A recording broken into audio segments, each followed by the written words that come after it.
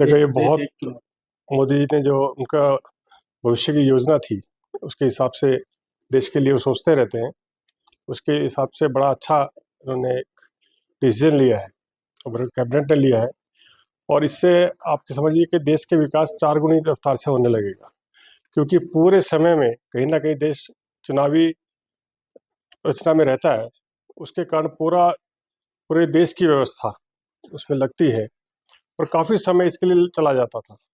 लेकिन one nation one election के कारण अब एक बार में सब विधानसभा की और लोकसभा के चुनाव होंगे, जिससे कि बाद में एक स्थिरता आएगी शासन पे भी, प्रशासन पे भी। उस स्थिरता आने के कारण बहुत सी चीज़ें ऐसे हैं कि अपना आप ही आगे गति लेंगी। कहीं ना कहीं तो होता था, पैसे वेस्ट होते, देश का बहुत पैसा जो सरकारी तौर पर तंत्र लगता है वो तो होता ही था। और आपने देखा होगा कि चुनाव के अंदर बहुत तरह का तंत्र चलते हैं जिसमें बहुत अनाप शनाप पैसा खर्च होता है। और बल्कि मैं तो ये कहूँगा कि अब चुनाव भी सरकारी तौर पर जैसे अमेरिका में होता है, वही मंच तैयार करते हैं, वही करते हैं।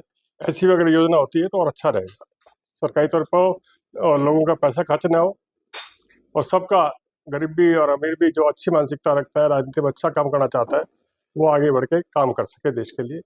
देखिए, गीता जयंती के उपलक्ष्य में जब माननीय शिवराज चौहान जी यहाँ आए तो 18,000 बच्चों का जो केडीबी की तरफ से आयोजन बच्चों के गीता श्लोक का था, तो उसमें उन्होंने मुद्दा एक लिया था कि देश में एक चुनाव हो, अलग अलग विधानसभा के, अलग अलग पंचायतों के, जिला परिषद, इतने चुनाव हमारे देश में हैं, इतनी बड़ी मशीनरी उनमें लगती है, इतना भारी खर्च होता है।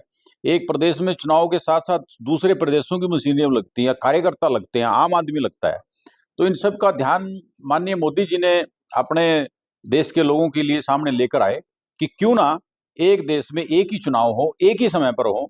वो कुछ उसमें टेक्निकल बातें थी, तो माननीय पहले जो राष्ट्रपति थे रामनाथ कोविंद जी, उनके नेतृत्व में एक कमेटी बनाई गई और उन्होंने अपनी जो रिकमेंडेशन है उसमें वो मेंशन करी है। तो मुझे ऐसा लगता है कि इससे बढ़िया काम देश के लिए, क्योंकि ये जो पैसा चुनाव पर खर्च होता है ये देश की डेवलपमेंट में काम आना चाहिए।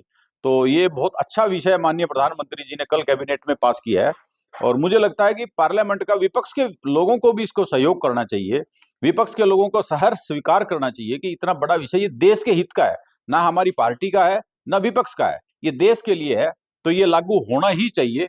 ऐसा बहुत अच्छा स्वागत योग्य ये कदम हमारी सरकार का है। राजनीतिक पार्टियों की बात करें तो चुनाव में लगी रहती है, जिस प्रकार से शिवराज सिंह चौहान ने भी कहा था कि काम नहीं हो पाते कहीं भी।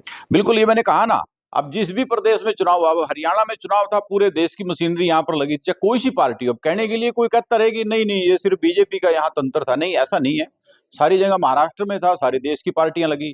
आगे जिन प्रदेशों में चुनाव है उन दूसरे सभी उन प्रदेशों में सारी मशीनरी लगेगी।